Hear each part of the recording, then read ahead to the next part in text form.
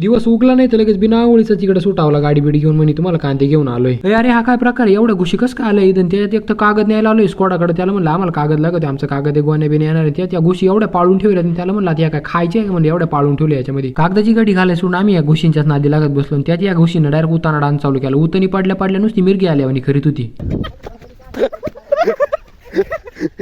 सूर्य नेमका शाळेत शिकायला चालला का शाळेतल्या पुरी पाहायला चालला तेच काही कळालं. नव दप्तरांची चष्मा दाखवतात आणि त्याच्यात घुशी पाहिली म्हणे आता मला नाही जायचं शाळेमध्ये. असं तरी बळच धरून एकट्याने कागद घरी आणला. त्यात मग आधीच कांडीची गाडी येईल होती. कागद लेट झाल्यामुळे त्यांनी कांडी डायरेक्ट खाली टाकायला चालू केली. त्यात एवढा माल आलाय ना काय विषय नाही भरपूर स्टॉक आहे. त्यात एक तर आमच्या गोडाऊनचा कोबा वाढला असल्यामुळे आम्हाला त्यात गोण्या टाकताना सगळ्या गोण्या आम्हाला वाट्यावर टाकावं लागले. आयला बघ कोण काय करेल त्याचं काही सांगता येत नाही. गोडाऊनचं शटर कोण लावून गेलं तेच कळलं नाही. पप्पा डायरेक्ट मध्ये राहिलो होते. त्यात पप्पा लेवल पाहत होते. पप्पा मला लगेच काम लावून दिलं म्हणजे आता सिमेंट व्यवस्थित कालवून एवढे जराने धारा कोरा व्यवस्थित काढ एकदम लाईन मध्ये काम करायचं सोडून मी डायरेक्ट सिमेंट चिवडीत बसलो. सिमेंट चिवडता डायरेक्ट अगं बयो वाटत